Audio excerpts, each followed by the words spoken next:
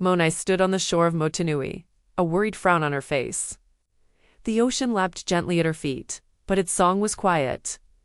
The great, colorful reef that hugged the island was losing its color, turning pale and still. The fish were swimming away. Her friend, the ocean, felt sad. "We need help," Mona whispered. She sent a message with a wave, asking for someone who understood magic and nature. The next morning, a sleek ice boat glided into the lagoon. At its helm stood Queen Elsa of Arendelle, her cool blue dress sparkling in the sun. "Elsa!" Mona cried, wading out to meet her. "Thank you for coming. I came as soon as I got your message," Elsa said, stepping onto the warm sand. She looked out at the reef. "It's so quiet." "That's the problem," Mona said. "It's not just the colors fading. The sounds are fading too. The reef is going silent. It's a blanket of strange algae that smothers the coral and eats all the sound." The two friends paddled Mona's canoe out to the reef. Elsa dipped her hand in the water. She didn't feel the warmth of the sea. Instead, she felt a strange, muffled feeling, like a thick blanket. A grayish plant covered the beautiful coral branches, making everything look.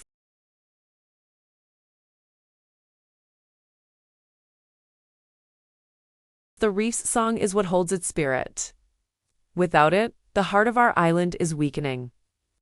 Elsa watched a little clownfish try to chirp to its friend, but the sound died before it could be heard. The fish looked sad and swam away.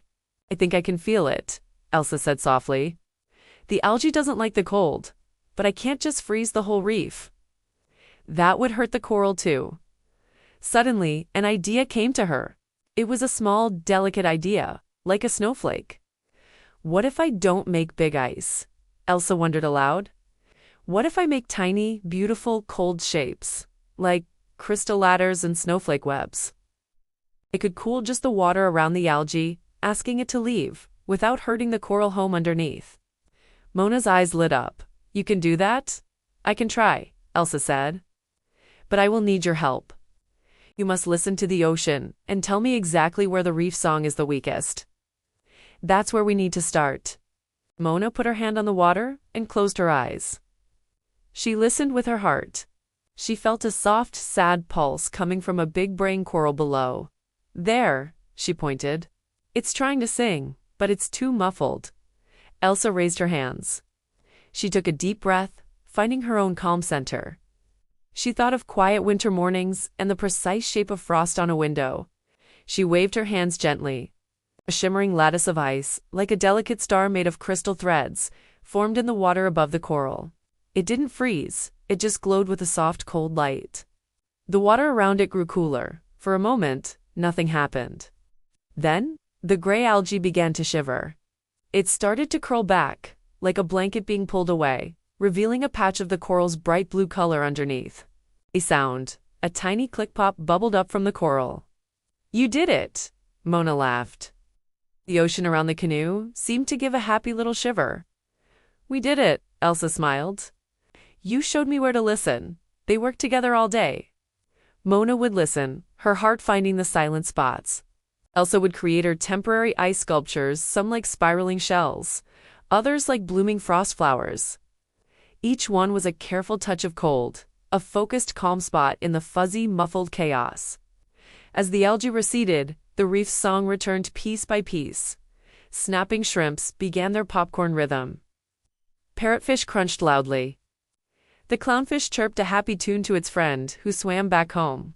The villagers gathered on their canoes on the beach, watching in wonder. Mona's father, Chief Tui, saw the colors returning. "You are bringing the heart back to our home," he said proudly. Finally, as the sun began to set, painting the sky orange and pink, the last patch of algae curled away from the great arch of coral at the lagoon's entrance. Mona placed her hand on the water. A symphony of sound burst forth. Clicks, pops, croons, and crunches. The full song of the healthy reef, lively and strong, filled the water and air. It was the most beautiful music. Elsa's ice lattice, their job done, melted away, leaving only the perfectly healthy, warm reef behind.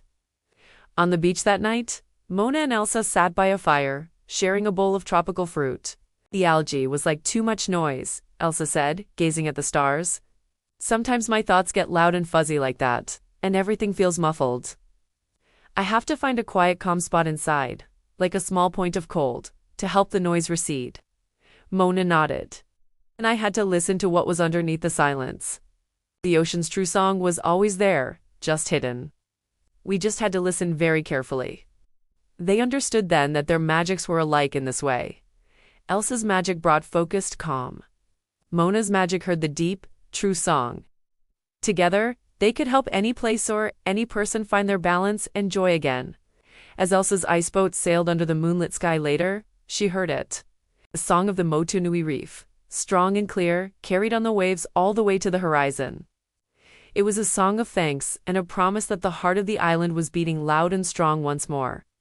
And back on the shore, Moana smiled, knowing her friend the ocean was no longer sad, but singing a lullaby to everyone on the island. A gentle, bubbly tune that promised sweet dreams.